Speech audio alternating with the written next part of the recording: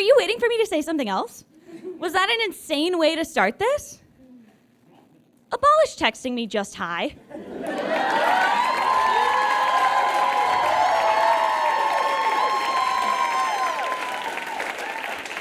Now, as you see here, according to Google.com, there are many purposes of communication. Which one of these is accomplished by texting me just hi? And don't say social interaction or relationship building. Many of you will say, Macy, your friends just want to talk to you. Just let them start with the small talk and the pleasantries.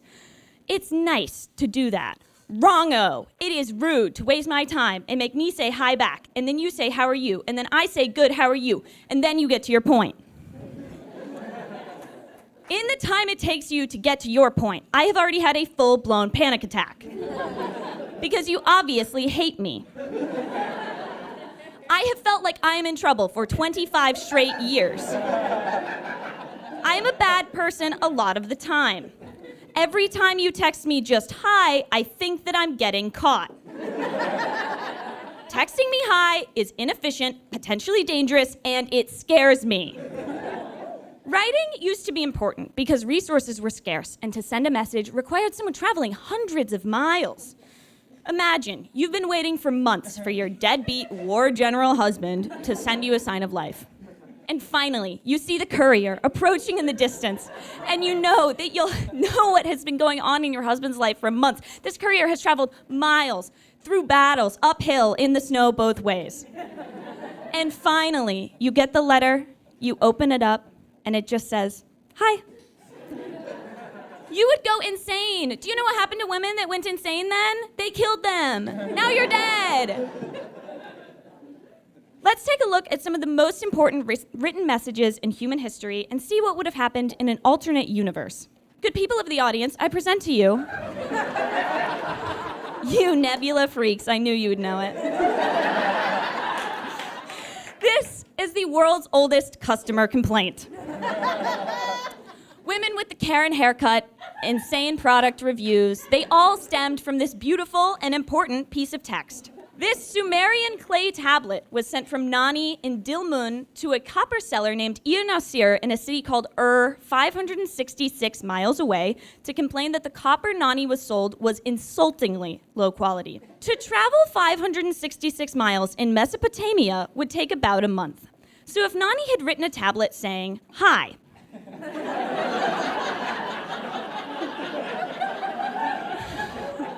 and Nasir responded, hi. And Nani responded, what's up? And Nasir responded, not much, how about you? And Nani said, actually, I have some feedback about the copper that you sold me. Imagine how many ancient mailmen would have had to die before Nani got to the fucking point.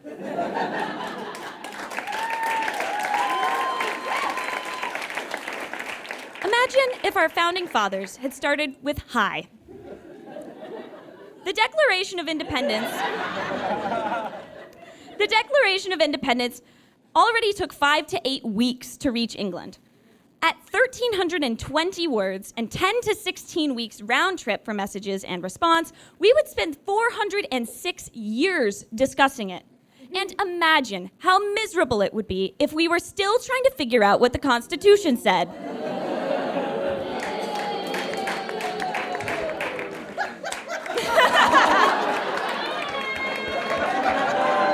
I love those guys. Like Nani and our founding fathers, Nicole Snooki Polizzi had hard truths to deliver to someone who was not ready to hear them. Namely,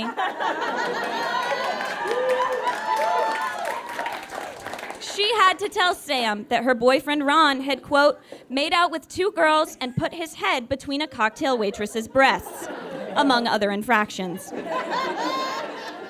And now imagine with me that Snooki had started the note to Sam with just hi. Sam would have taken even longer to break up with Ron than she did. Sam is currently engaged with a baby on the way. Would that baby even be born if Snooki had been so lazy to just start her message with hi? A child's life hangs in the balance. Abolish texting me just hi. I yield my time.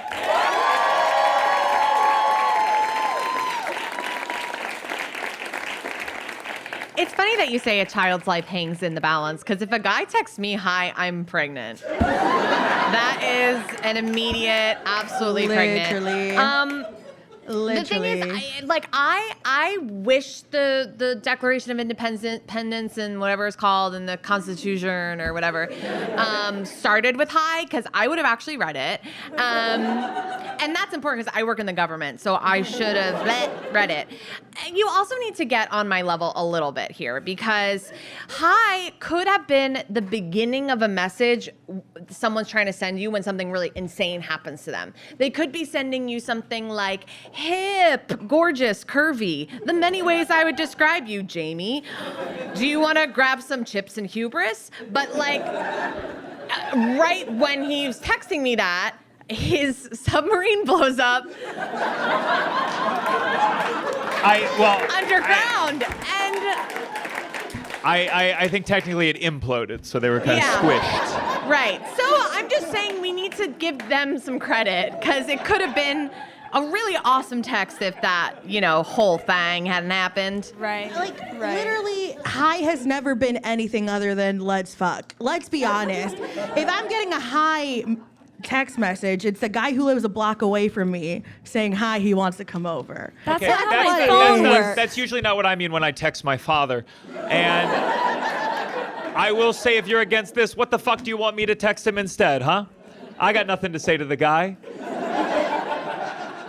I say hi, he says, hello. Wordle. We talked for the year. That's what Wordle is for. You just send the score, you send no content, you just send Wordle score. My dad doesn't speak English, so you're racist. Wow. You don't like "hi"? How do you feel about "hola"? Hola. Oh, do you hate hola? Fuck you guys. I like "hola" better. That's why it wasn't about "hola." Ever think of that? Okay. Ever think of that? Really? Spanish Okay, practice? one of your friends who has never spoken Spanish in their entire life texts you "hola." I What are you love when my thinking now? friends pick up new hobbies. I love when they try to better themselves. Your dad texts me "hi" all the time, so. Oh. And I'm fucking him, so. I asked you not to bring that up. Oh yeah, your dad too. These people are trying to trap you.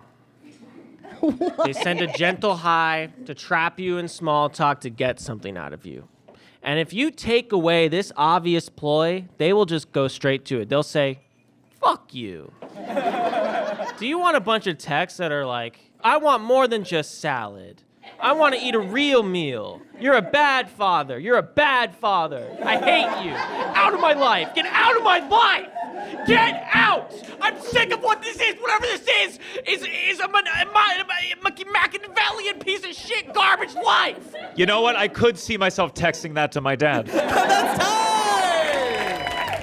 Hey, thanks so much for watching this set from our show, Abolish Everything. I'm Chandler. I created and host the show, and my dear friend Adam Chase is a producer on the show, who you might have seen right here on YouTube, Abolishing the Dentist. Look, I'm gonna level with you.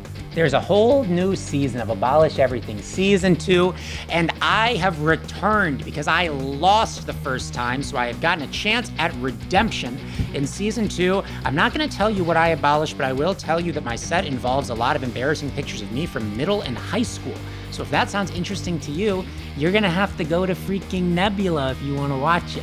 But here's the good news. You can do that for absolutely free right now because Nebula has introduced free trials. So you get 3 days to watch as much Nebula as you want. That is theoretically enough time to watch the whole show, including and especially the embarrassing pictures of Adam segment of the show.